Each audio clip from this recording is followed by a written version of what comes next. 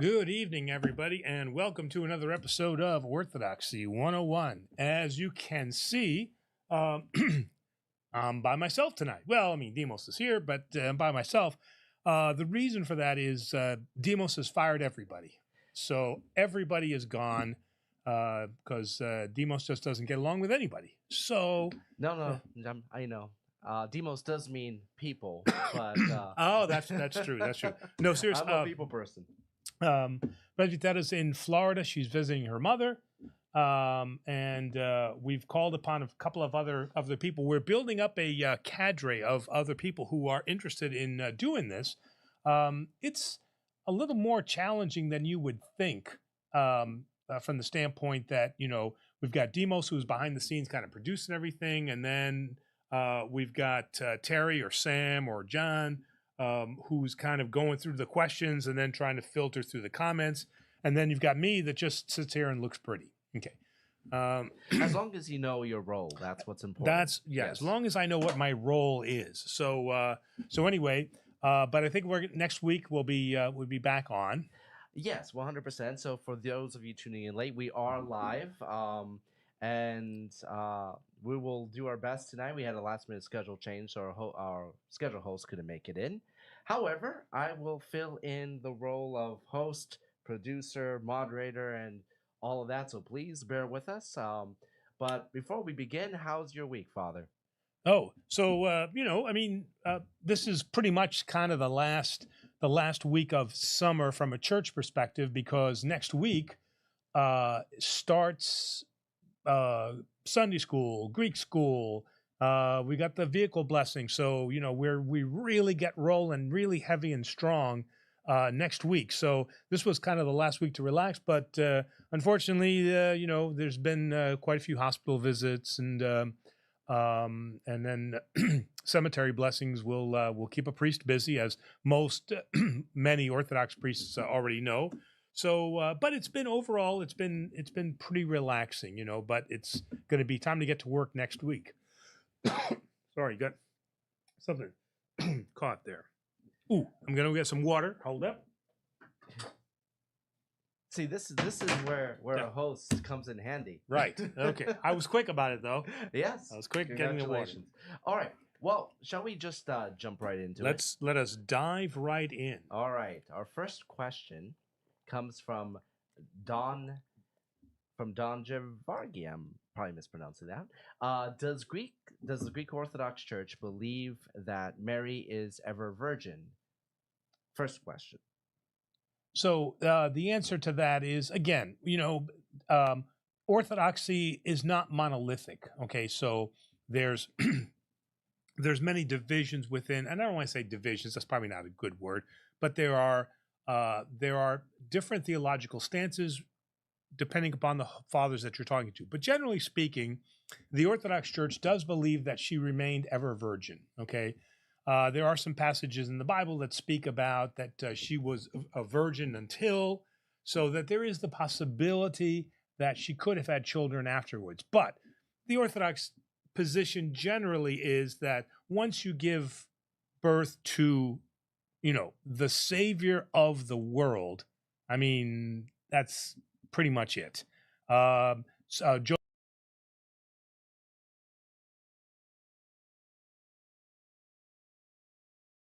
we don't have anything about him afterwards. I mean, obviously after Christ is born, but nothing to indicate that they had kids afterwards. So generally speaking, we believe that she did remain ever virgin. And kind of related to this, pun intended, did Jesus have biological brothers, as the Protestants believe in Mark 6:3 and Matthew 13:55, or were they his cousins? Yes, so we do not believe that he had blood brothers. So we believe that those were children of Joseph's that became Jesus's cousins then. So not that he has blood brothers. I mean, we have the liturgy of St. James, brother of our Lord, but we don't see that as a blood brother. And do the Greek manuscripts mention anything about this? either topic? No, because again, they use the term brethren, okay, and brethren in Greek obviously can mean a close relationship, but it doesn't necessarily mean that it must be a blood relationship. All right, cooking with B-Bug. All right, okay. Does the Eastern Orthodox Church emphasize modern youth activities like Bible study groups as much as some Protestant churches do? And how does it aim to engage and retain youth in the faith? So, first off, I'm really leaning on B-Bug here because we have Christmas Lent coming up in probably end of November. So I'm looking for those Lenten recipes. I'm going to advance your timetable because I did tell you great Lent, but you know what? I'm going to advance your timetable, and I'm looking for at least a couple of great Lenten recipes for the Nativity fast. Now, having said that, I want Demos to kind of start this off because Demos is our youth minister extraordinaire. So I want him to just talk a little bit about kind of how he sees the development of our youth, and then I want to close that by talking about what we do from a scriptural perspective. Well, what I can say is it's definitely at this parish, it's a group effort between the Sunday school teachers and the Greek school teachers and myself. And one of the, in many ways, it's a partnership with me and Father. Father is fantastic with the kids, and he already forges a very good relationship with them. And his focus is very much on the spiritual end. My focus has been very much on the community end, bringing people together, Right. kind of segmented into not just young children, but we're looking at youth, preteens, teenagers, and the most elusive group of all, the young adults. So our aim is that every single month there is at least one major event or activity that focuses on each of those demographics, but also spicing it up. A lot of crossover events, all age events that bring all those demographics together, and from there kind of build on strengthening the community and also anchoring the older demographics as kind of big brothers or role models that the younger can look up to. So it's a very multifaceted. The biggest point that I can or even advice that I can give, and it's still, we're still building and we're still strengthening, especially after COVID, is consistency. Always making sure that that continues every single month. Once you build that consistency, um, everybody has something to look forward to, and growth will come from there. All right.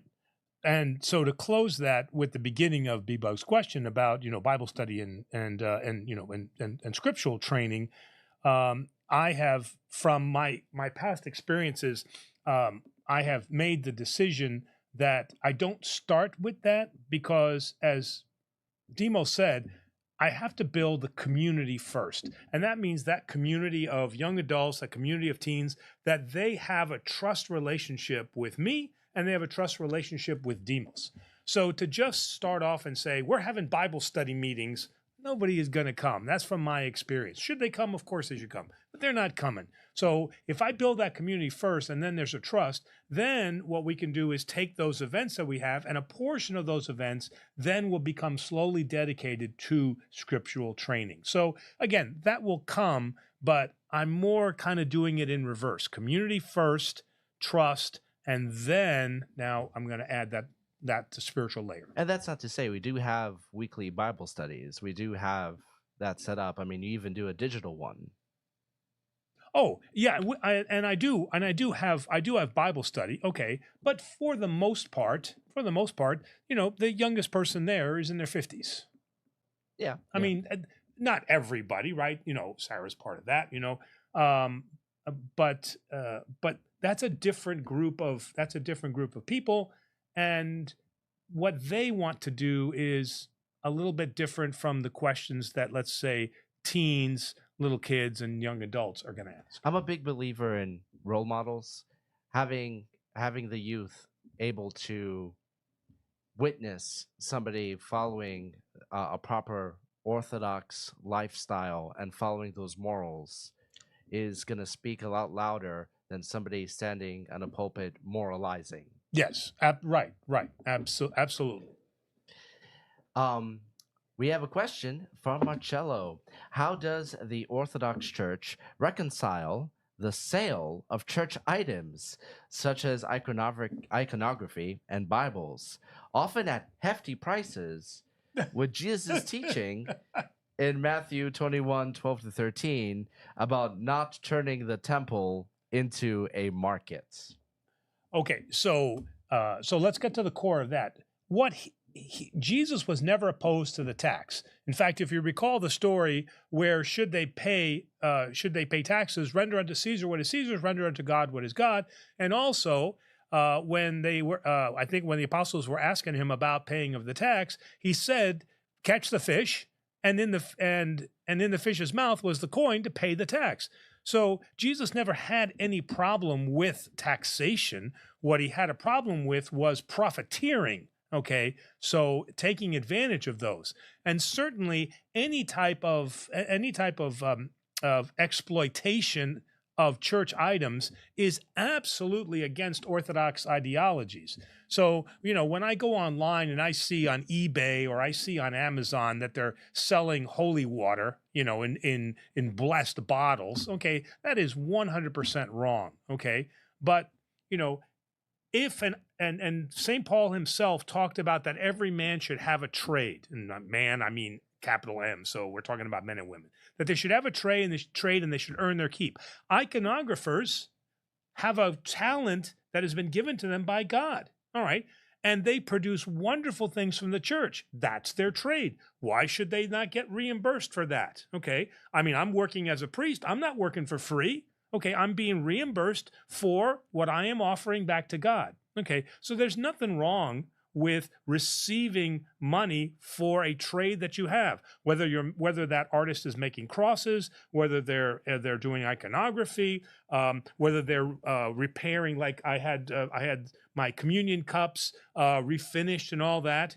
But what Jesus was railing against was the perverted profiteering that was going on in the temple. That's what the disgrace was. What do we do when we come across such profiteering? Well, the easiest thing we do is we don't buy it. And then the next thing we do is we tell our parishioners, okay, here is where you can get this item for what is a reasonable price. Right? I'm going to throw this out there because it kind of relates to this. So recently, I went to a Halloween store. What I thought was a Halloween store, but they had a lot of strange items for sale. And I came across this aisle which was selling prayer candles, and there was one. It seemed like they were trying to cover every single faith, because right next to Isis was Jesus, and then Mary, and then I kid you not, Lucifer. It's profiteering. I mean, yeah. People are going to do what people do to make money. Okay. But that doesn't mean we support that. Okay. Now, as Orthodox, are we going to go down there and go temple on them? Meaning that, we're going to overturn all their candles? No. Okay. But we are going to let people know that, this is the improper display and use of sacred items. I guess it's better that Jesus had a presence rather than all of it be Lucifer, but it just seemed, once again, it was strange. I snapped a picture. I might show it next week because it's unbelievable, but it's unbelievable. Yeah, it was odd. What's that movie from? It's unbelievable. I can name 1,000 movies. Isn't that Princess Bride? Inconceivable. See, yeah. I knew you would figure it out. Inconceivable. It's inconceivable. All right, Nick Carvelis. Good evening, one and all. Father, is it proper or necessary to do the sign of the cross for all Christian churches or only Orthodox, seeing that other faiths don't believe in our beliefs? Thank you. But they do believe in God. Okay, this is a place where people worship the one triune God. So absolutely make your cross. I mean, a church that believes in the Trinitarian expression of the monotheistic God, that is where you do your cross. There's absolutely no problem with that. Ray West asks, so why is it okay to drink but not smoke cannabis?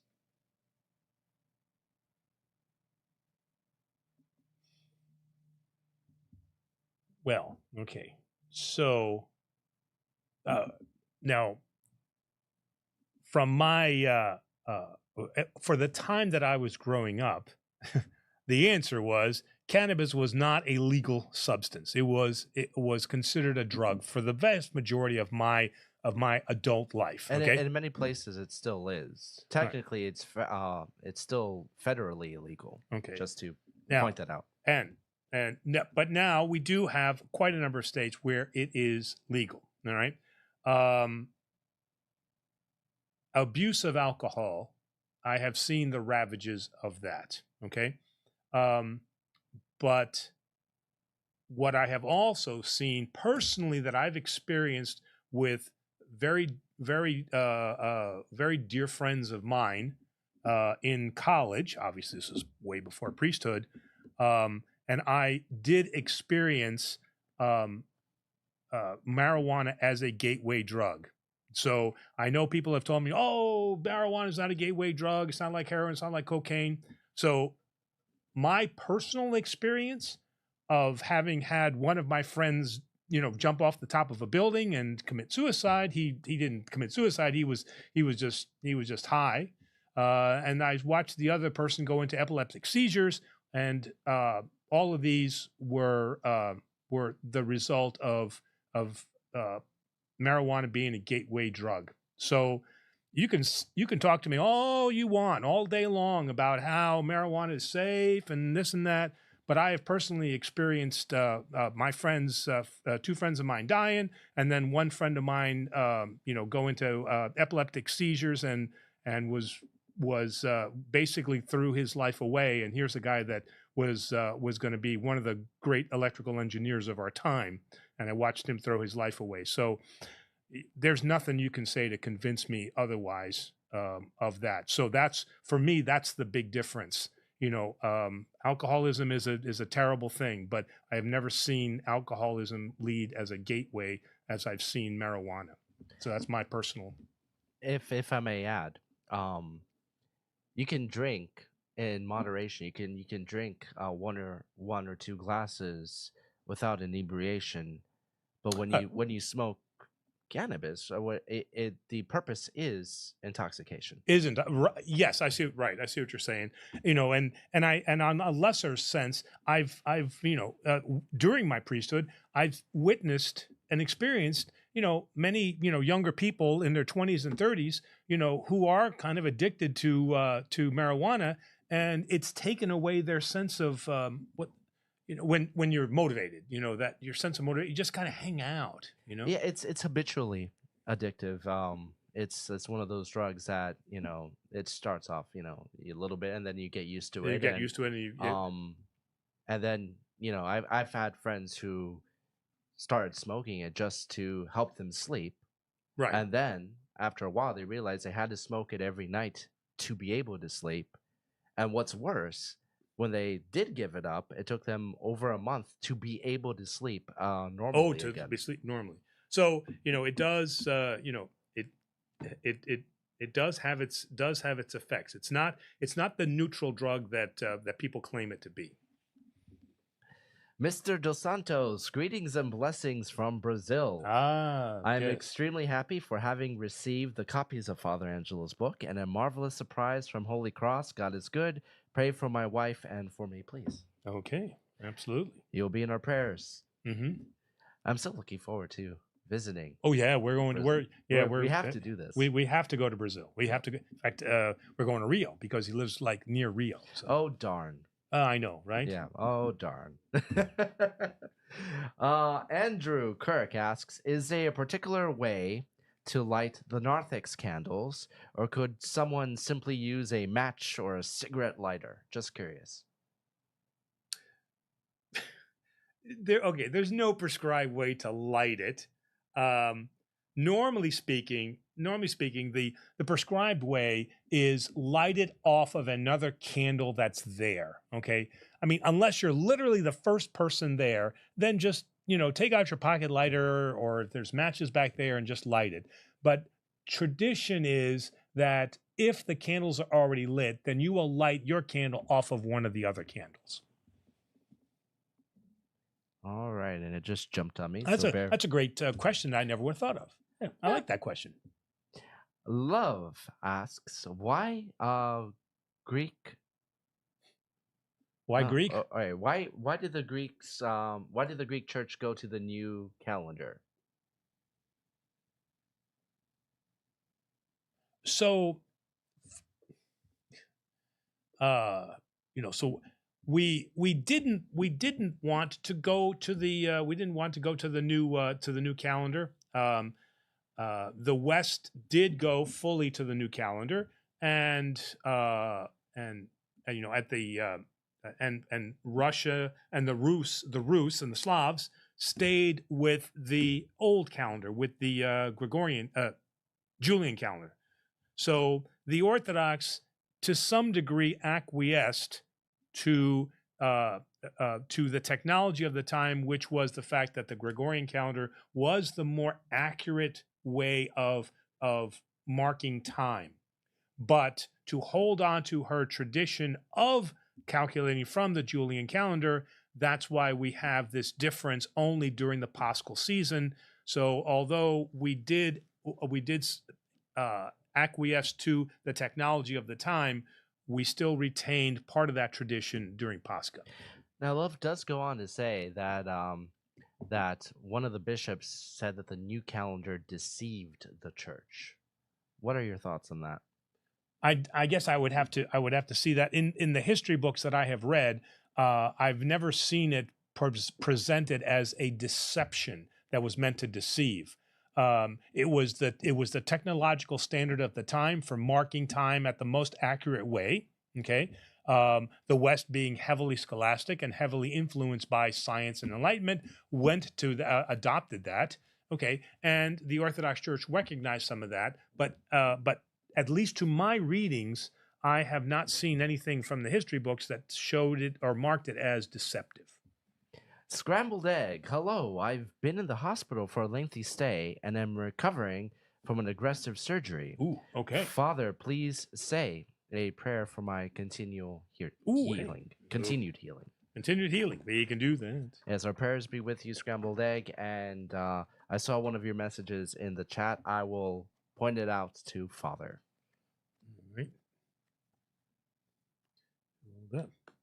All right. Oh, what did you say? He didn't say give a name. He just said scrambled egg. God's going to have to recognize him as scrambled eggs, right? Okay. Let us pray the Lord. Lord, have mercy. O Lord Almighty, the healer of our souls and bodies, who put down and raise up and chastise and heal. In your great mercy, we ask that you can... male or female? Male or female? Can't tell. Okay. All right. That you visit your servant, scrambled eggs, who is sick. Stretch forth your hand that is full of healing, and raise them up from their bed, and cure them of their illness. Put away from them the spirit and disease of every malady, pain, and fever to which they are bound. And if they have sinned or transgressed against anyone, grant to them remission and forgiveness. For you love mankind, and you pity your creation.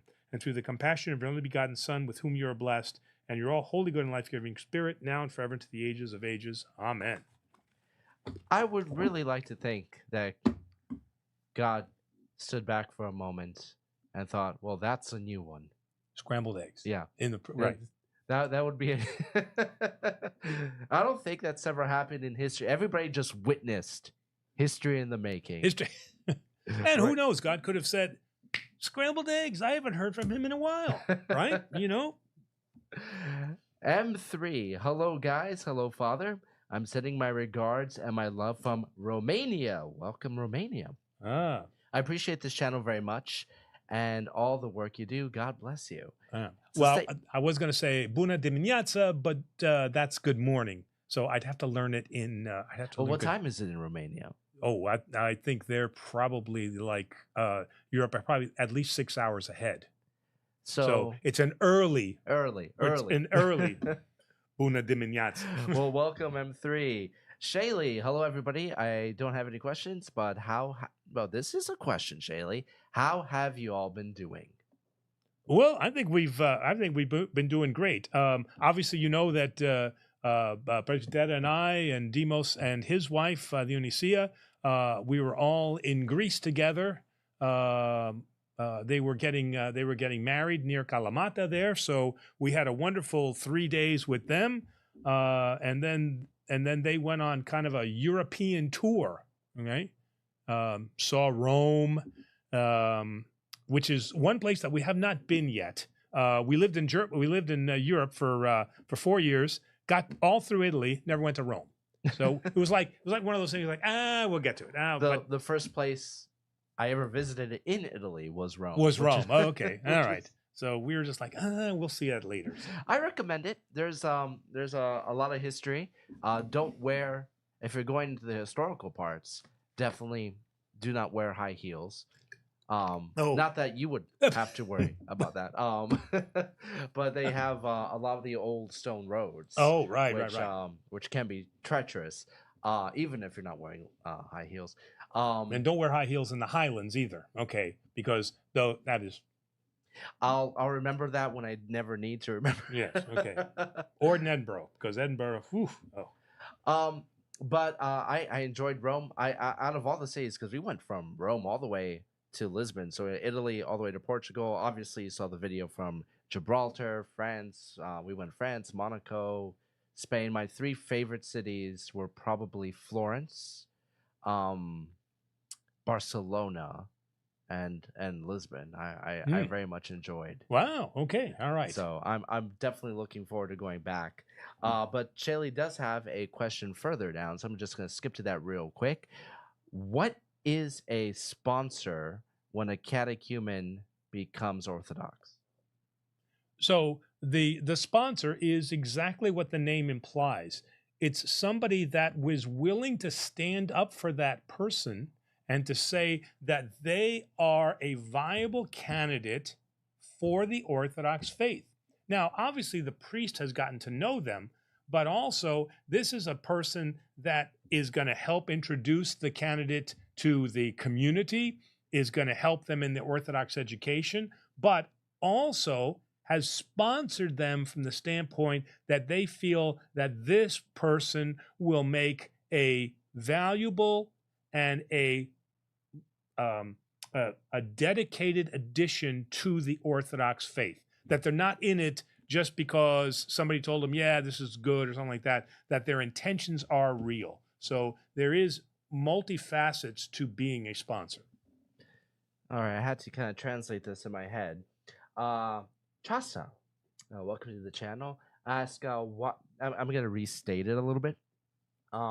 Why does it feel like it's mostly this in the world? That 2 people who are religious, yet they have no luck with money, can't get married, it's too late for kids, and they lose their faith.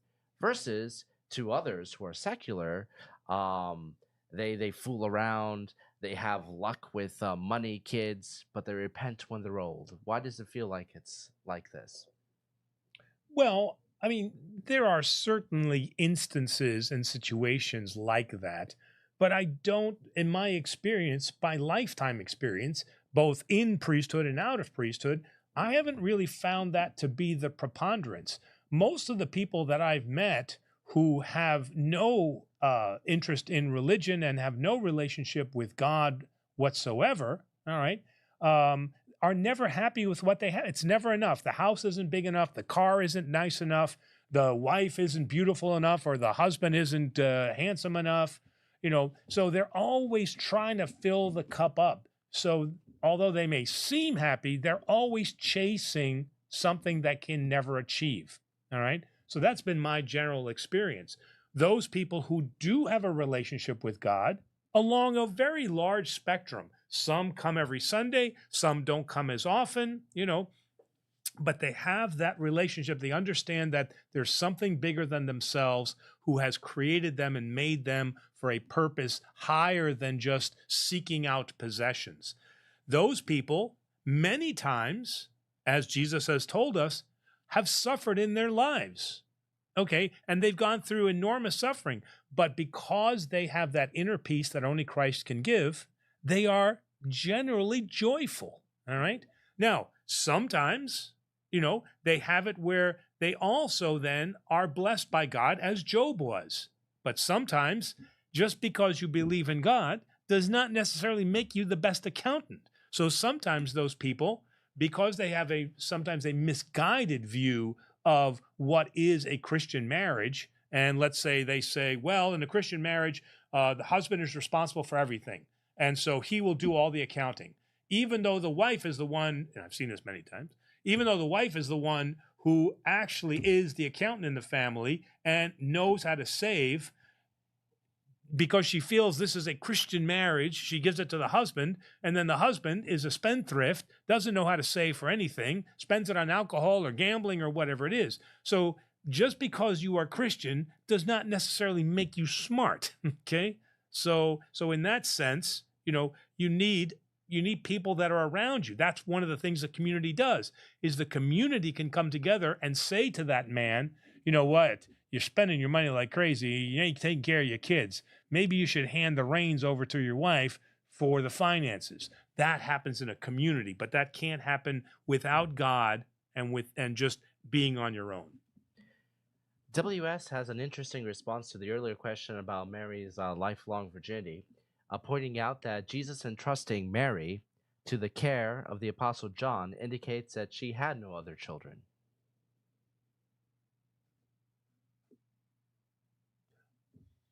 Well, it's a pointer. Okay, but what if she had young kids?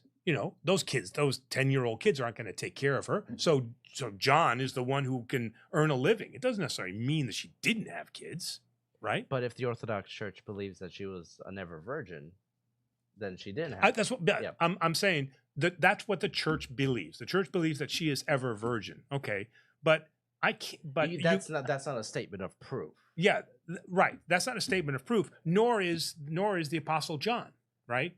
Because again, if she's got 2 10-year-old sons, they're not going to provide for her. So she needed somebody at that time for sure. You needed an older man who could provide for her.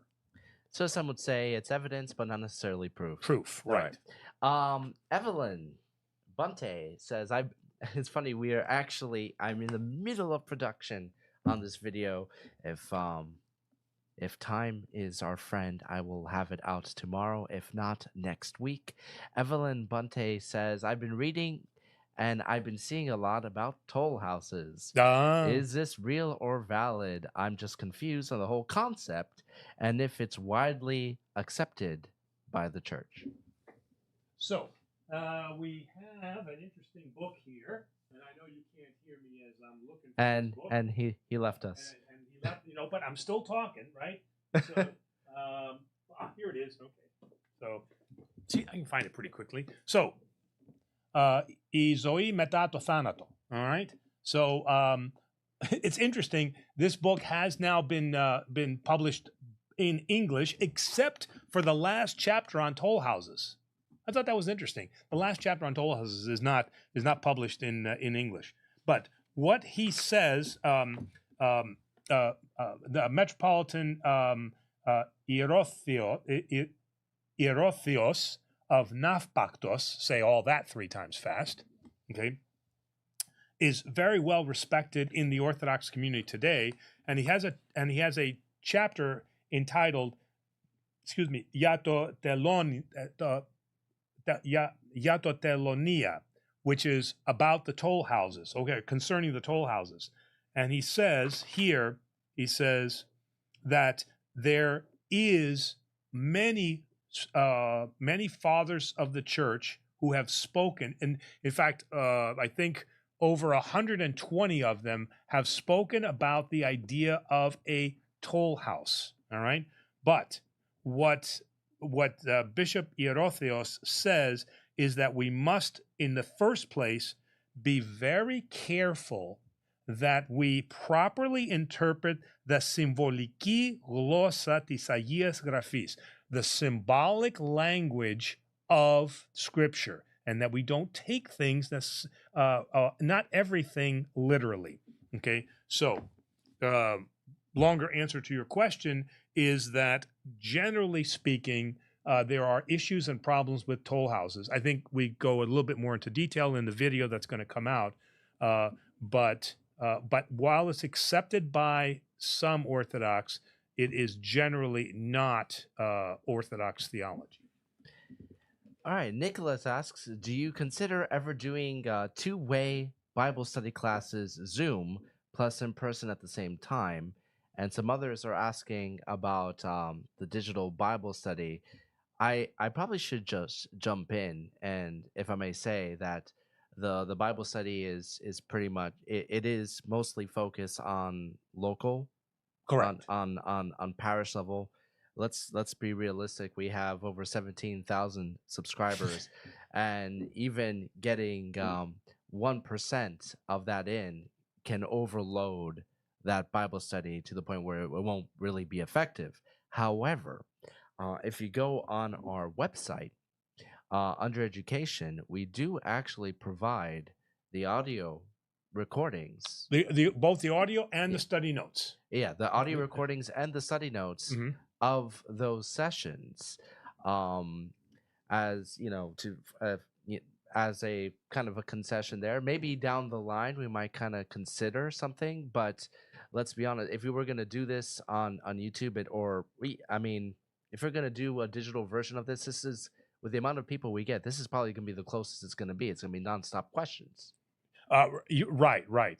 Because even the Bible study that I have now, which has roughly anywhere between 12 to 15 people, just the questions alone that come up in that, can sometimes overtake the hour and a half that we devote to Bible study. Because again, I can't have a 3-hour Bible study session, right? So an hour and a half seems to be about right, which is about what this show is, right? And you're right, we would just get really bogged down in questions, and it would be very difficult.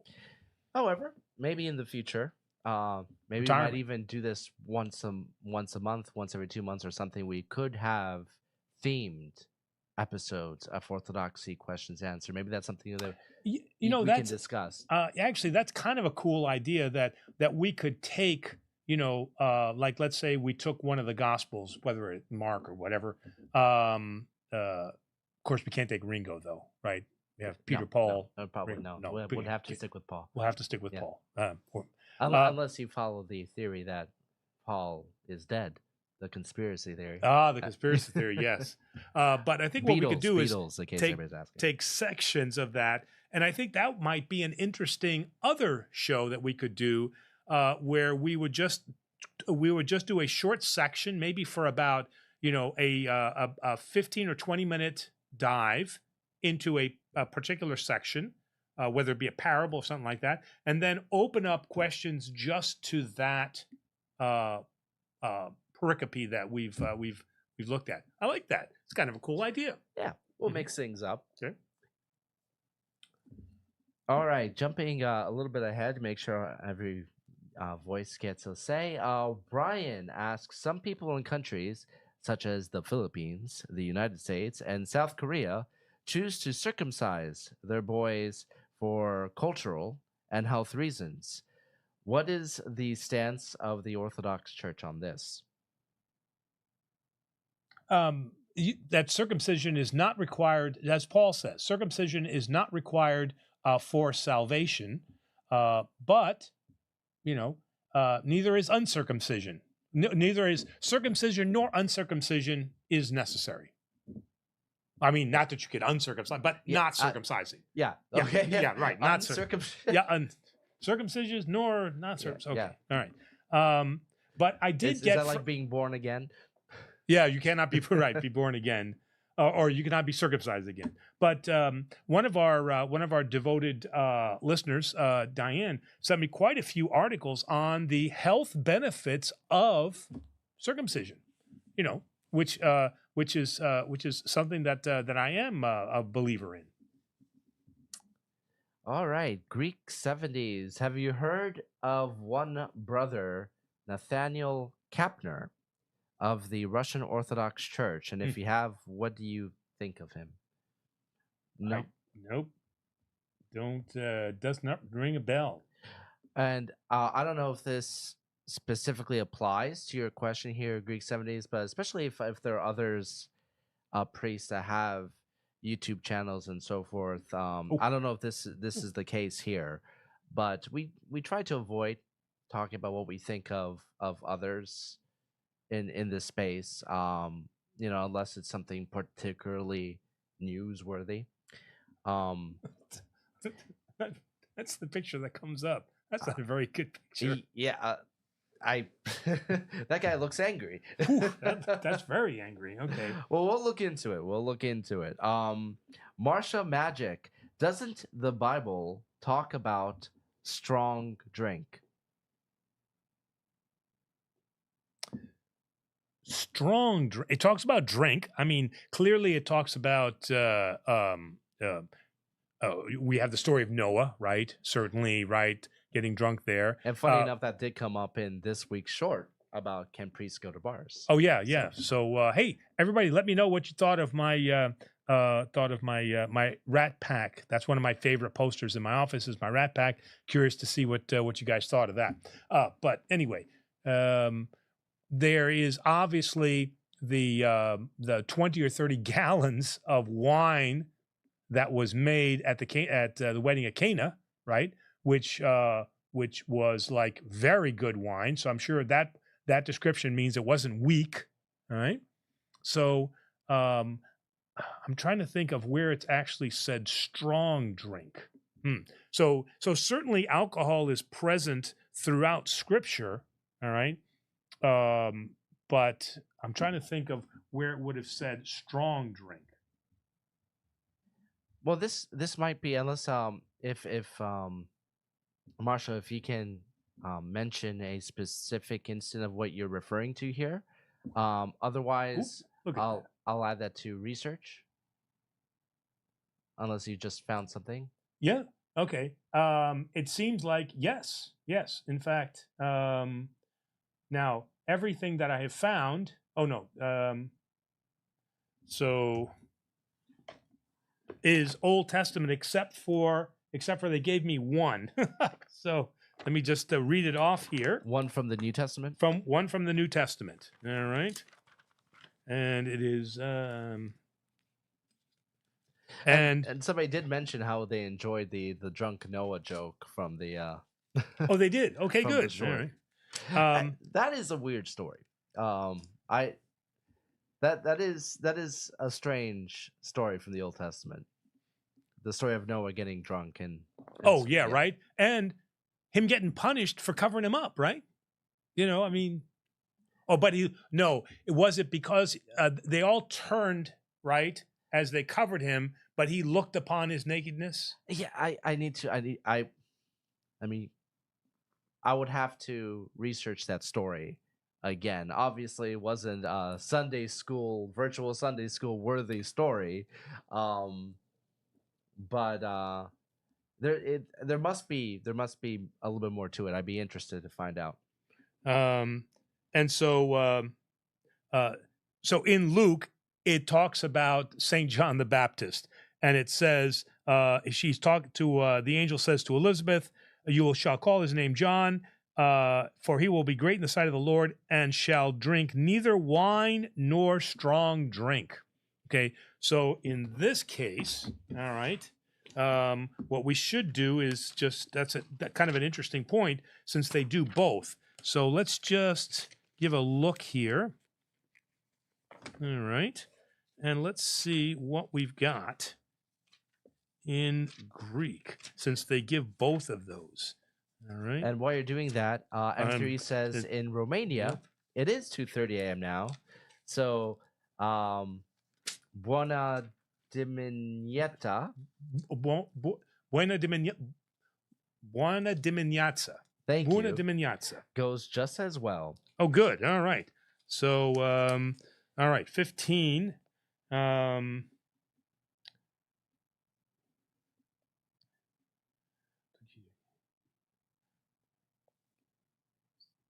And it says, "Ke ino ke sikera u mi pi." So, inon is clearly wine, but sikera is that's an interesting. I apologize for going down this rabbit hole, but hey, it kind of intrigues me now. Okay, let's see, Sikera. Here it is. Sikera, strong drink. Come on, what is that? So, but what I do want to look up is the actual etymology of sikera. Okay, because it separates out the two from wine and strong drink. So that's an interesting point that she's made.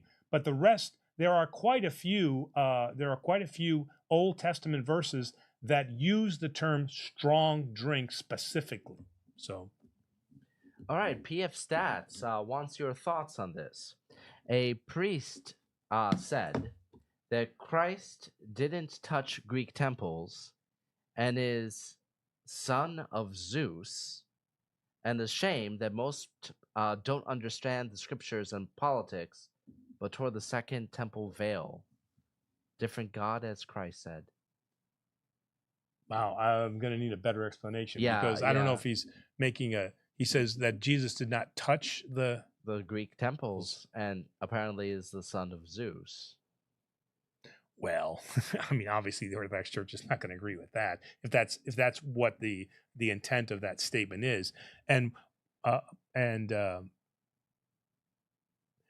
there's no. I'm trying to think of any references where he would have gone to any other pagan temples. I mean, it always talks about him teaching in the synagogue, going up to temple. Okay, but it doesn't speak of anything about him going to other places, even to visit, that I'm aware of. I would like to see the specific reference or quote that this is referring to. I'd be very, very curious. Scrambled Egg does mention they are female and Panayota, so we'll make sure we'll add that to the prayer. Thank you. Oh, so that female. Yeah. Okay. All right. And Pyromaniac asks, if I've never been to confession before. Oh, this is a great question. How far back am I supposed to go when I confess? Well, okay. The Orthodox Church has what they call the lifetime confession, something like that. But what the priest is interested in is, those things that you did that severely impacted the person that you became. Okay. All right. So, if I'm trying to think, okay, when you were 10 years old, okay, if you stole a video game from the store, okay, and that was a one-off incident and you learned your lesson and then that really didn't impact your life, okay, then fine, it happened. But if now that was the gateway drug that led you to a life of crime that ended up with you becoming convicted of murder, okay, now that has some tie-in, that's got some purpose, okay? So what we're looking for is, what are those things that you have done that have made a mark or a stain, I should say, upon your spiritual life, all right? And so we're not looking for just small incidences which you understood you did something wrong and then you kind of moved on. All right. Gus has a question for me, asking if I played a role in the Good Samaritan virtual Sunday school video. No, that was not me. I was behind the camera. But I do offer a challenge. If you go very far back into this channel's history, there are 2 videos that I'm in as myself. Yes, right. I'm not going to say which ones they are. You'll have to find them on your own. Dionysia has a question. Oh, I wonder who that could be. I wonder. Also, the female form of the god of wine. So tonight, Also, there seems to be a strange theme happening tonight. What are your thoughts on Catholics and Orthodox celebrating Easter together as one church? Hey, I'm all about it. I am looking for the one holy Catholic and Apostolic Church, the one holy Catholic and Apostolic Church. You know, they, um, uh, Cardinal Ratzinger, who became Pope Benedict, said, "We are one church breathing with two lungs." You know, you can say whatever you want about the Catholic Church, but they are our long lost sister. Okay, and they need to be brought back into the fold. Okay, we have to do that obviously very carefully, but they are our other lung, and so I am with great anticipation looking forward to the day when we can reunite back as the one holy Catholic and Apostolic Church that Christ established on earth. Miggs brings up an interesting question about the Orthodox perspective after the flood. It's a question that a lot of people ask about Adam and Eve, but not many people ask about Noah. Regarding procreation, is the perspective the same as when Adam and Eve were created? Did the flood cover the earth, the entirety of the earth, or were there people that existed to procreate with? Such as, in Adam and Eve, they have Cain and Abel, and there is mention of others. Right. So what's the deal with Noah? Obviously, you wouldn't have had, the family together wouldn't have worked. So, correct. So, in terms of evidence of, where's, did it vanquish everybody from the earth, or was it meant to vanquish those people whom the demonic angels had mated with? Okay, because that was the destruction, right? Okay, because the angels fell. I mean, and the angels, when the angels fell from heaven, and then they consorted with man, right? Okay, and so all of that was destroyed. But was that worldwide?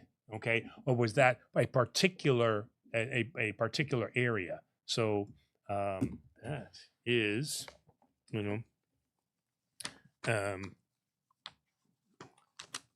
that would be,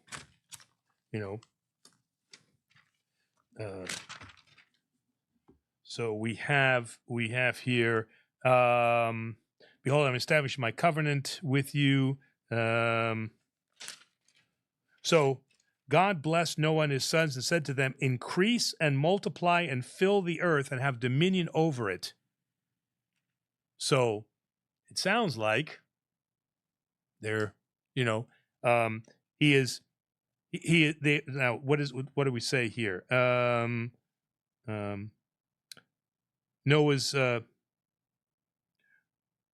Noah's seed is Christ, everlasting covenant. Okay, I'm trying to, guys, on his blessed remembrances of the Psalm says you receive blessings. So it 9:1. God not only remembered, he also blessed him, but it doesn't talk necessarily about how the earth was procreated, but it basically has the same words that he said to Adam, right? Okay, increase, multiply, and fill the earth and have dominion over it, which is the exact same commandment. So it sounds like it's going to happen the same way that it did with Adam and Eve. All right, there are a lot of great suggestions about a YouTube version of the Bible study. I'll take note of that, and we'll see if maybe down the line we can incorporate some of that Okay. in both of our crazy schedules. We'll have to take a look at that.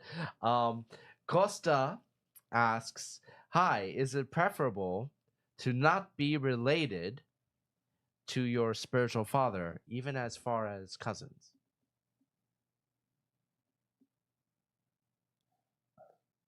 Is it bad? Is it preferable to not be related to your spiritual father? Yes, I would say it's preferable. I've seen situations where the spiritual father was somebody in the family because he was a mentor. He looked up to him, right?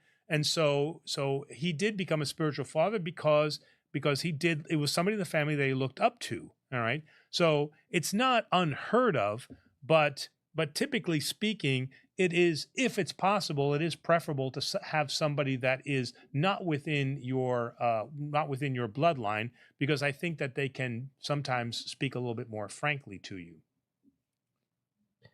All right, Thomas Zaleski asks, "Blessings, Father. Why don't we, as Orthodox, hold hands while we pray? Is a very Protestant thing to do. Do you know the origin? Thank you both. You're welcome." Of holding hands in prayer? No, I actually do not know the origin of that. But in my entire life, growing up in Orthodoxy, I don't ever remember us ever holding hands. I don't recall it either, but it is something that we don't even hold hands as priests. Is it? No, I never thought about this before, but I guess is it usual for the Catholics to hold their hands together when they pray? I haven't with the Catholic churches that I've been to, I haven't seen that. I haven't seen them. I mean, they exchange the kiss of peace, right? Yeah. They turn around when they still exchange the kiss of peace, but I have not seen them kind of holding hands and doing. I've not seen that in the Catholic Church either. But there is another definition, and I'm not sure if this is the one that Thomas refers to, but holding hands as in holding them together when you pray, not holding hands necessarily with other people, but holding your own hands together.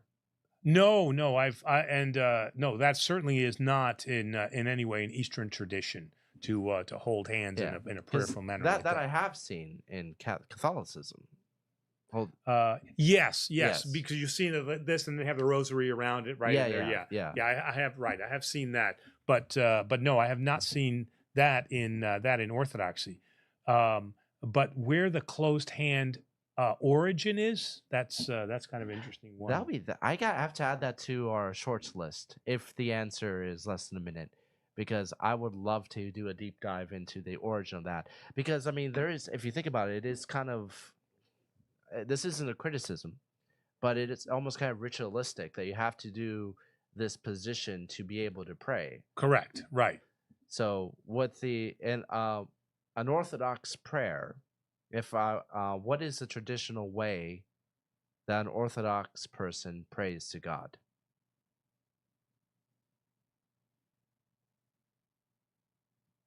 I'm thinking. Like I said, the traditional position for Orthodox prayer is this, okay? And then there's a bow, depending upon the mid bow or the low bow, but traditionally, now in some Antiochian churches, I have seen prayer like this, okay? But our bishop is not a big fan of that. Okay, so among Antiochians, I've seen kind of an open position prayer like this. But for the most part, within Greek Orthodox churches, most of the prayers I've seen like this are a mid bow or a low bow with your hands in front of you. All right, give me 1 sec, since I'm the host and now cameraman. Now you're cameraman, right? By the way, I went to. First, I went to. You saw me pick up books here while I was talking. When I'm looking for word origin, I start off with. Kittle. Sorry, yeah. I always start off with Kittle, and you can see the whole library behind me there. So if you're looking for the best translation of Greek or Hebrew, Kittle is the place to go. Nobody is doing any kind of serious study in Greek can be without the Kittle dictionary. Okay, I did not find Sikera in the Kittle dictionary, but I did find it in Strong's Concordance, and so Strong's Concordance 4608 lists Sikera as a transliteration from the Hebrew shikar.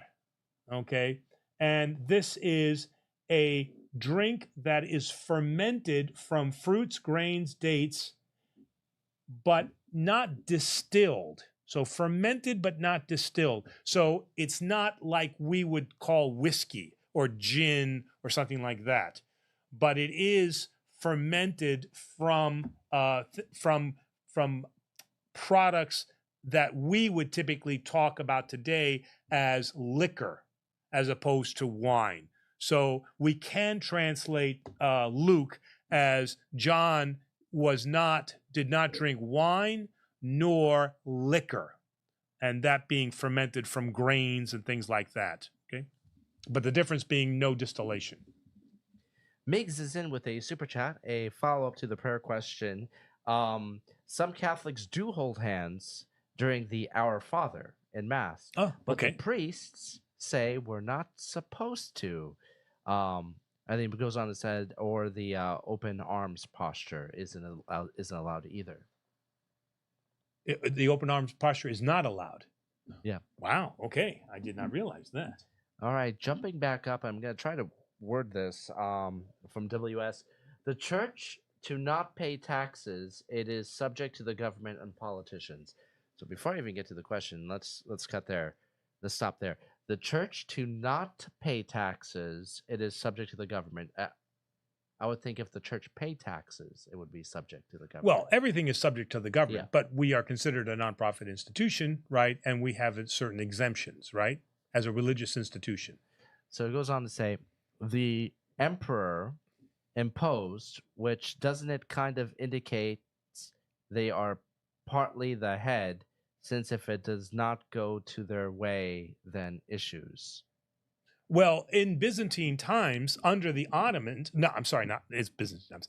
After the fall of the Byzantine Empire, the Ottomans did collect taxes from the church, and that was part of what the patriarch's role was supposed to be as administrator. Was that he was to make sure that the people stepped in line. Now, he wasn't the one that went out and collected the taxes, but he made sure that the people did not revolt, against taxation, and there was no Boston Tea Party happening in the Ottoman Empire. But certainly the sultans did collect taxes from the Byzantine churches. All right. Moving on. There's a lot of conversation about the severity or lack of severity about cannabis and the dangers of alcohol, and even some conversation about whether or not circumcision is healthy, with WS even going as far to say that it is a covenant with Baal. Well, I mean, God instituted it with Moses, said, "This shall be the sign of my covenant." Abraham. With Abraham, this shall be a sign of a covenant. I don't know how you're going to get around that. He kind of went after Moses when his son wasn't circumcised. Yes, that's right. So I don't know how they're connecting that to Baal. Well, I mean, Athenite does point out that it seems like, and I fully believe, I think he's completely right, that will be fully legal federally in the future. But I think that it kind of comes with anything else, whether it's something is legal or something is not. It's all about either moderation or right. It's about moderation, but that still does not change my personal standpoint from my personal experience, that I still believe that marijuana is a gateway. So even in moderation, I feel that it can have deleterious effects. Well, see, going back to my friend's experience from earlier, one of the issues with marijuana is that the more you do it, the more it doesn't hit you as hard. So you end up doing it a lot more often, trying to get to but you can say the same thing about alcohol. I mean, I've seen people who can get very accustomed to. You can very much say the same thing about alcohol, but I'm personally not saying one is worse than the other at the moment. I'm just saying that cannabis isn't as safe as modern media makes it out to be. Good, I agree. And also far stronger now than it was during the Cheech and Chong era. Right. But at the same time, if you were to ask me, should people go to jail for smoking a plant, I'd say that's ridiculous too. So there are a lot of arguments here. Well, and speaking to that point, in the speaking about the Cheech and Chong days, there was a level of purity there that in today's, greedy market, you don't know what you're getting, right? That could be spiced with quite a few things, It right? can be laced with a lot of different things. Right. There's definitely an issue with that, but also the level of THC in modern cannabis just THC is so much higher.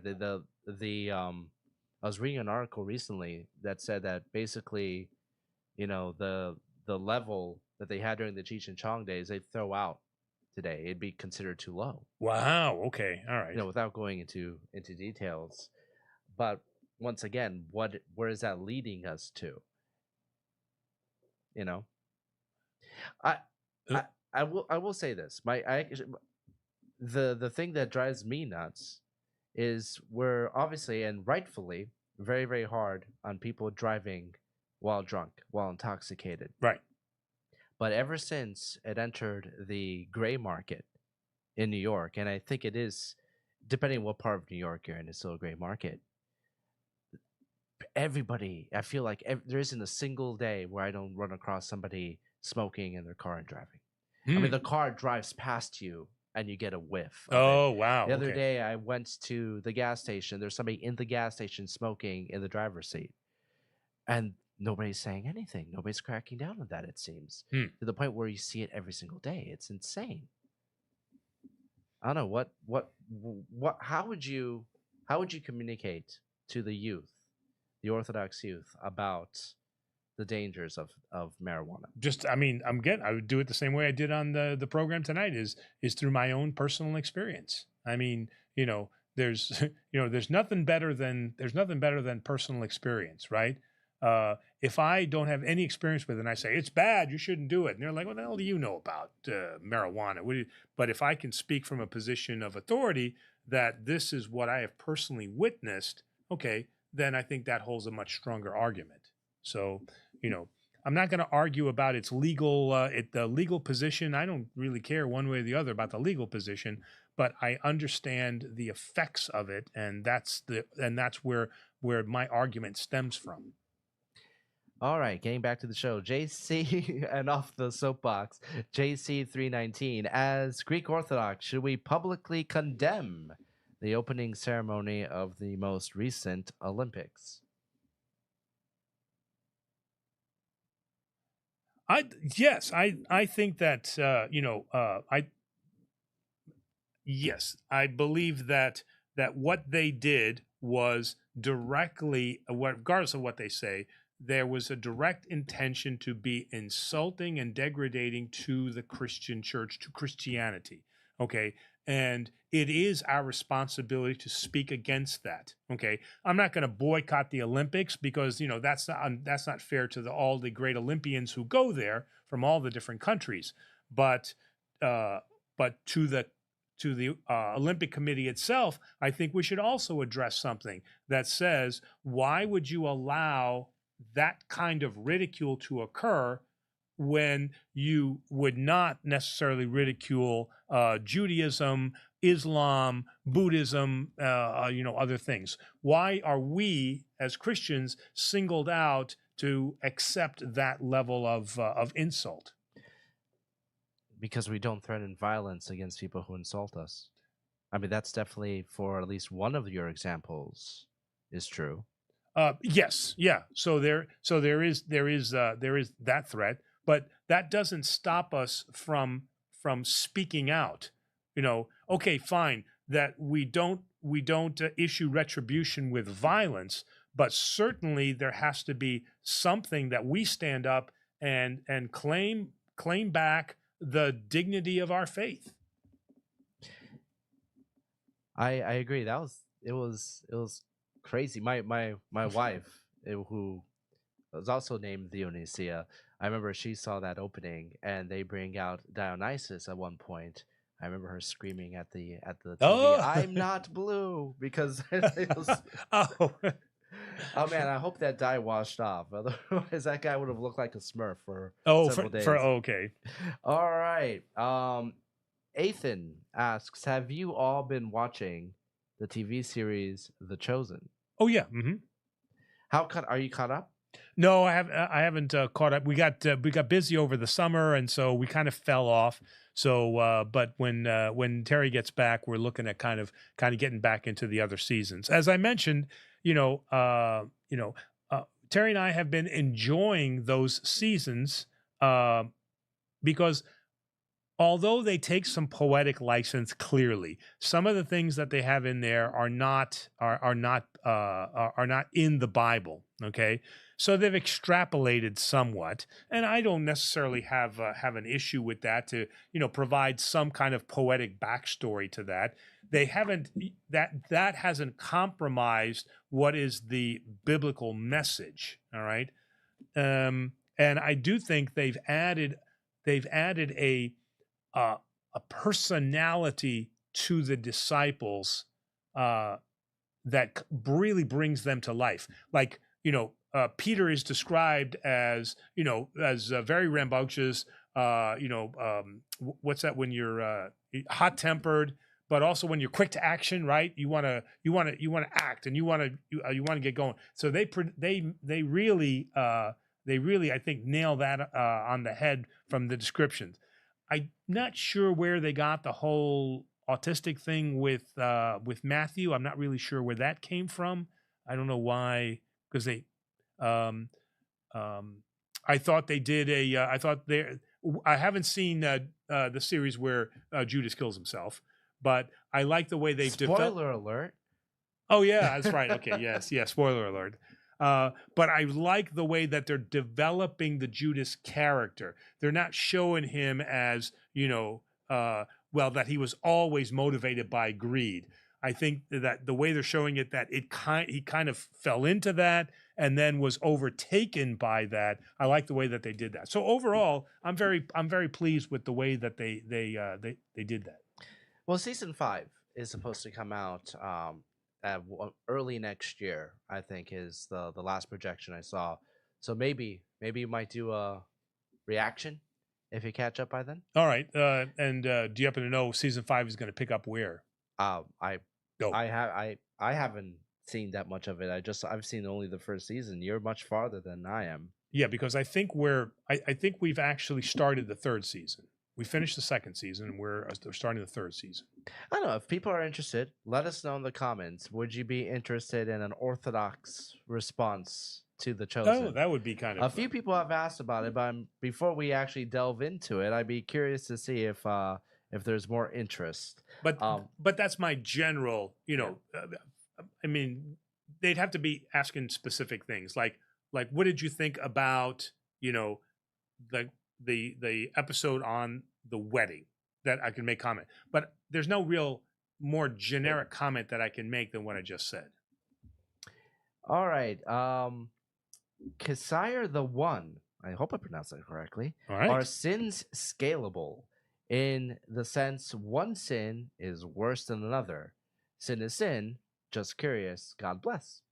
Welcome to the channel. So the scaling is mortal and venial sins, as the Catholic Church does, but we do not have graduations of sin. You said it perfectly there. Sin is sin, okay? Because we do believe that all sin radiates out of the root, which is pride.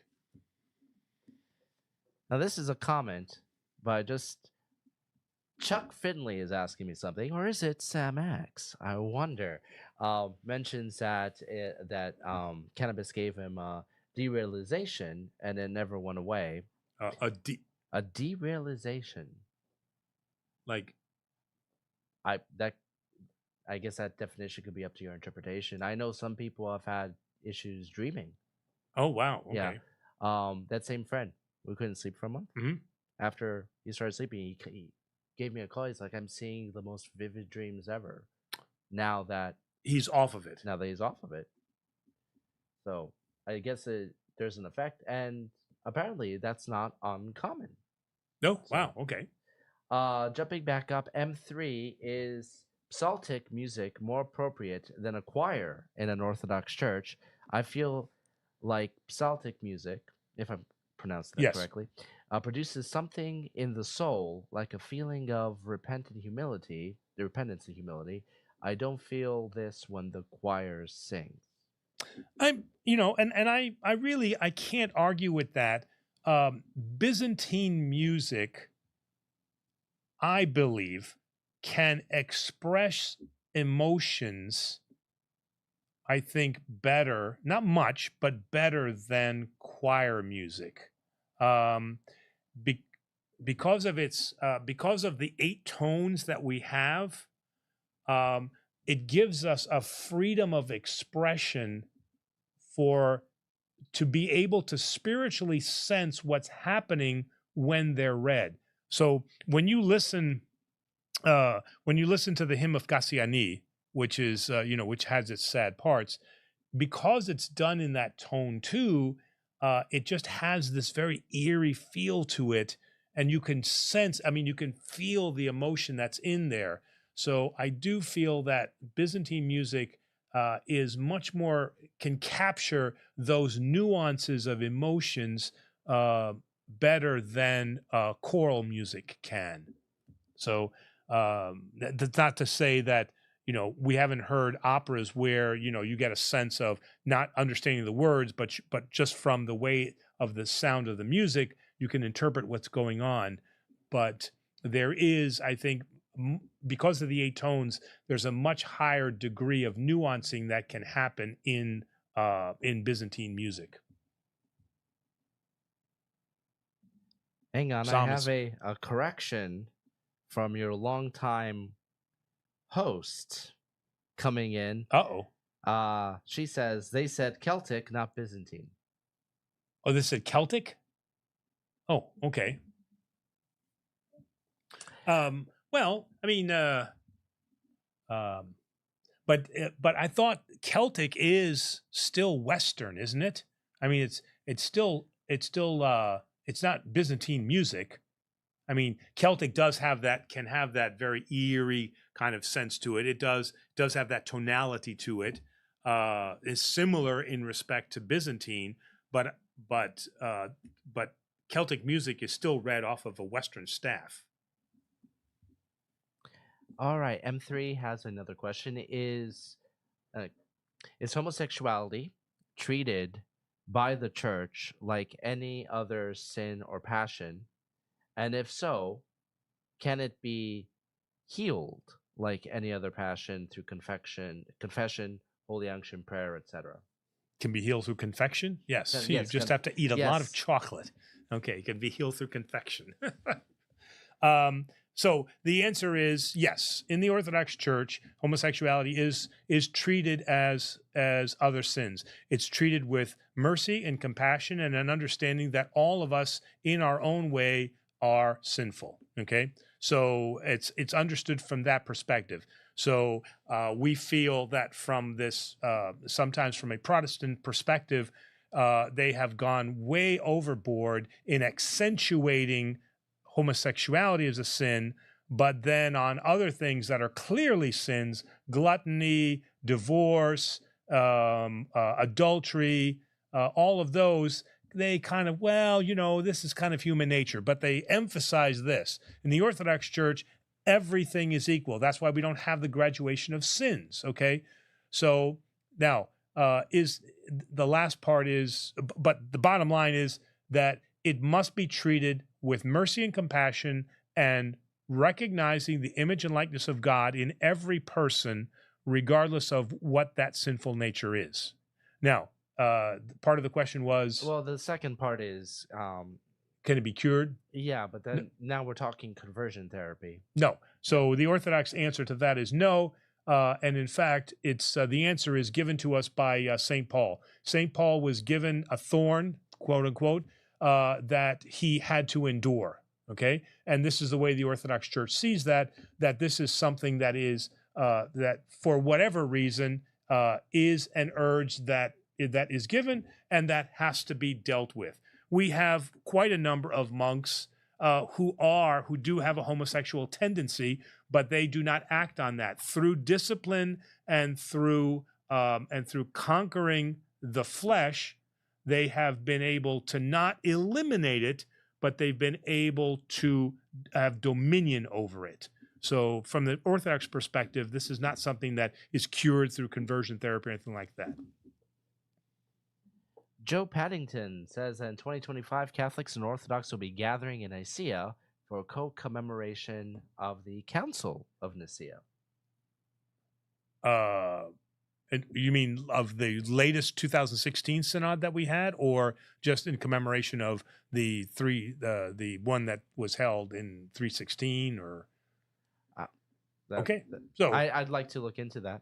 Either way, it's a good commemoration. But it is, I mean, also 2025, we will be celebrating Easter on the same day, so it seems to be a year. Oh, so I did not realize that. So yeah. Orthodox and Catholic Easter. I believe 2025, we're doing it the same day. All right. So no sale on Easter Bunny. No, we will not be able to take advantage of the Easter candy sales. Easter candy sales. Okay. Correct me, someone out there, if I'm wrong, but that's my memory is strongly saying that's the case.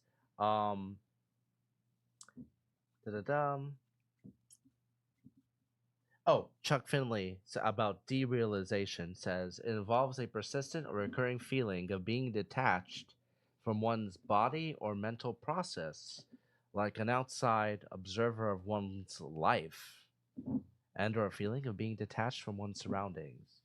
So that's you can't shake that after years of Oh, okay, all right. But I don't think that that's the spiritual disconnection. I think that that's more of a psychological disconnection that's been a result of the well, a lot of people react to drugs in different ways. Your genetics play a big role. You know, some people are more prone to alcoholism. Yeah, sure. And some people are more prone to, for one example, paranoia when it comes to the use of cannabis. People are going to react differently. Some people, it's not going to affect them at all. Right. Oh, yeah. Yeah, that's true. Yeah. But no, and that was true. I mean, in college, that's what I saw. Not everybody went into an epileptic seizure, and not everybody jumped off the roof. I mean, but you don't know who and how it's going to affect. What is the Orthodox take? In America, culturally, it seems like it's a rite of passage that one discovers themselves, quote unquote, in college. It's an experimental time. That's when, you're out of the house, you have a little bit of leniency to try a couple of different things out. What is the Orthodox take on this? Oh, the Orthodox take is extremely similar. In fact, St. Basil wrote a whole treatise on this, on advice to young men. And he was talking about those who were entering into, full manhood, 18, 19, 20. And he wrote a whole treatise on this about, what they should engage in, recognizing that they want to sow their oats, what types of schools would be best for them. So the Orthodox perspective on that is fairly much the same as it is today. That now he was writing to young men. I don't see anything about young women, and he was writing about that kind of rite of passage that young men would go through, and St. Basil offering them advice on how to navigate that. So that's not anything that is that we're doing new. File Alim says, hello, what is, I know I'm going to mispronounce this, Shekinah? Shekinah? Yeah, probably. Okay. And what is it? Yeah. Isn't Shekinah is it's a Hebrew term, but I think it refers to either a place or the Lord. Oh, I know as soon as I say it, I know Diane will come in and or she'll help a me with dwelling or presence. that. I thought it was I just quickly looked it up myself, but does that have any is it applicable to Orthodoxy? no, it's a Jewish expression. Um Greek 17 says an interesting question. Is it allowed for a supposed Orthodox to give baptized Orthodox children to be adopted, more likely sold, by non-Orthodox? Like what a HEPA helped to do to Greek children from Greece in the 50s or 60s. Well, let's, without getting into the specifics of the situation, let's dial to the main through line of the question. Can an Orthodox give their baptized child for adoption? Yeah, absolutely. Right. You know, I mean, and historically, this has been both a Greek tradition, an Italian tradition, an American tradition, where families who suffered, like let's say the husband died, okay, and it was a time when the mother could not support the family, that she would adopt out her kids, maybe to an uncle, maybe to an aunt, or maybe just put them into the what are the adoption homes called? Where they Orphanage. orphanage. So this was not an uncommon thing. All right, and yes, there are clearly situations today where an Orthodox mother or father can get themselves into a dangerous situation where they don't have a livelihood, so the premises that they live in is not conducive to raising a child. They recognize that they have some type of issue or problem, whether it's drinking or drugs, and so that's not conducive for the child. They're in jail. Okay, they've done some crime and they're in jail, so they obviously can't take care of their child there. So those would be situations where yes, the child would be then adopted out for the child's welfare and benefit. To touch on the other point of the question where he's talking about children being sold, what steps is Orthodoxy taking to combat child trafficking? Wow. So, that's an excellent question too. The answer always is not enough. Okay, because unfortunately, it still exists and it's still a plague among us. But certainly, the Orthodox Church does offer resources where children can be taken in. St. Basil's Academy is one of the ones that comes to mind. Many of the larger Orthodox parishes have opportunities that they can find a temporary home for a child, to take them out of that situation. But as far as an active ministry that combats, so the things that I just mentioned are more passive. They recognize that situation exists and they remove the child from that situation and place them into a much more safer environment. But a active ministry that actually tackles that, I am not aware of that. K-Sire the One. Once again, I hope I'm pronouncing that name correctly. One last question. As a male, are we to take off our hats in church for prayers and respect? I wanted to know if it's appropriate to pray at home with something covering our head. No. Thank you. No. Anytime you are praying because you're going to invoke the name of God, the Father, Son, and Holy Spirit, then it is always appropriate to remove your hat. So once you come into church, men remove their hats. All right. And we're going to close with this one from Sotiris Dragos. I'm going to need you to look up Leviticus 19:23-25. Oh, Leviticus, let's go slowly. 19. Yeah. 19. 23 through 25. 23, 25. Yeah, they're Okay. looking for an Orthodox comment. They currently have a small orchard. When you come into the land the Lord your God gives you, and have planted all kinds of trees for food, then you shall cleanse its impurity.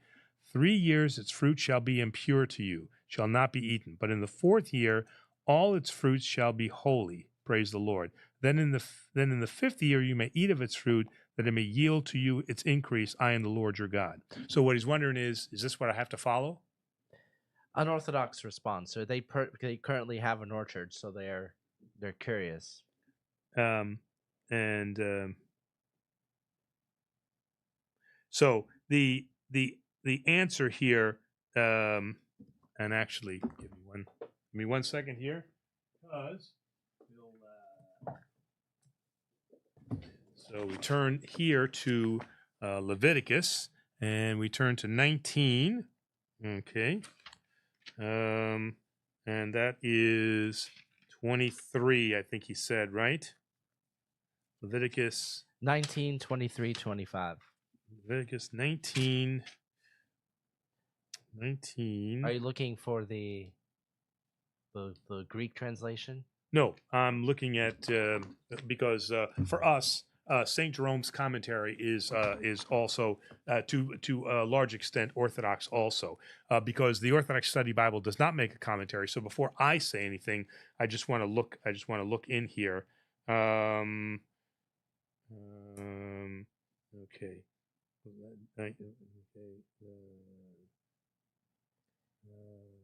Deuteronomy. Okay, court proceedings. Okay, and demands of chastity, law against. So while you're looking it up, it seems like there is some interest for an Orthodox response to the Chosen. So what I would be doing is at the beginning of next week's live stream. So point, it came up about halfway. At the beginning of next week's live stream, I will be putting up a survey right here in the chat, and let me know, everyone. As you probably noticed, we had some questions, research questions from last week. We did not kick off the show with, for obvious reasons, because we started off without a host, so we kind of just barrel through because, well, we go back to the ancient theatrical motto: the show must go on. The show. So beginning next week with that as well. I think we had 3 from last week that you need to do some research on. Yes, so I have to do those. So I didn't see a commentary here, but the idea here was, and we've all heard this before, is that many of the much of the Torah, the prohibitions that were given in the Torah were given by God because of the lack of technological information that was available to the people of the time. Many of those Levitical and Deuteronomical laws that we now see, we've actually seen a basis for that in our science. But now with for example, the eating of shellfish, we know that now that there are inborn diseases that, if we're not careful with shellfish, can be very detrimental, if not deadly. And so here, when he talks about cleanse its impurity, okay, this could also be taken to mean then the plants that had diseases. And so what they wanted to make sure of is that the crops that were being grown were free of that disease. And so by the 5-year mark, you had pruned all of the bad, and that what was left over then was healthy fruit.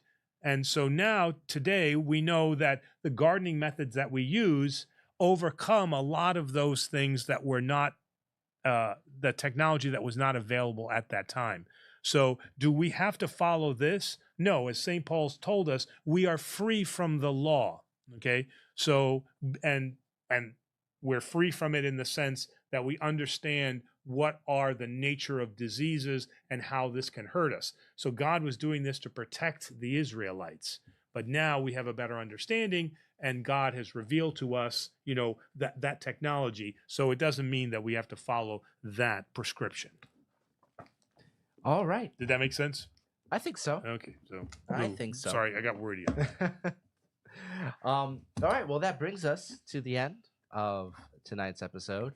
Well, how many books do I have now here on the? I started with like 2 or something, right? And then and the camera is actually cutting off the books are even in front of those. Yeah, so, join us next week. We'll have a proper host. We'll be back to a help us staff out. of 3, right? So, because Demos is stressing out, I can see his face. I've got the questions. I'm producing the show. I'm a cameraman. I go with the flow. All right. I go with the flow. And once again, thank you to everyone. We saw a lot of new faces on the stream tonight. Thank you. Please. Is that help true, us or out. you just saying that? Hmm? Are you saying that, or do we have new faces? Because Well, you always I'm say not we have physically seeing people's faces. No. But I mean, you always say, "Oh, I see new faces," but you are seeing actually new people on the show. Oh yeah. Oh, okay. All right. Yeah. I just putting you on the spot for that. Yeah. Okay. You know, after the man said that he thinks I'm stressed, he decides to put me on the spot. I just thought I want witnesses. I want witnesses to this. No. There are a lot of new faces on the stream tonight. The best thing that everyone can do to help our channel continue to grow is to, and I don't say this enough, I should, like, share, subscribe, and comment on our videos. Give us suggestions. I liked some of the conversation tonight about a way we can incorporate Bible study aspects into the show. We're going to take a look at that and see what might work, what might not work. We're always interested in experimenting and refining the show as we go. Right. I mean, we're 11 weeks away from 200 episodes. We've been doing this for over 200 weeks. Episode, right. You know, I mean, if we count the couple of weeks that we took off here and there, that's crazy. That is, and the fact that it's continued on. I mean, my expectation was, we'll give it a year and we'll see what happens, and then, but I mean, it's really continued on, and we certainly enjoy doing it, and it does, as I like to use the term, hone my sword, because the questions that you ask are not questions necessarily that we discussed in seminary, so they require some research, and then I can learn too. So I really appreciate that. We're trying to keep your memory sharp. Okay, right, right. So and for those whose muting has gone off, in terms of, so I've got it graphically indicated: like, share, subscribe, so that way, in case their muting is off, they know. Covered it. Thank you. You like that? Thank you for that. Always here to help. Right. All right. Have a great night, everyone, and we will see you on Sunday. That's right. See you on Sunday. Thanks. Good night.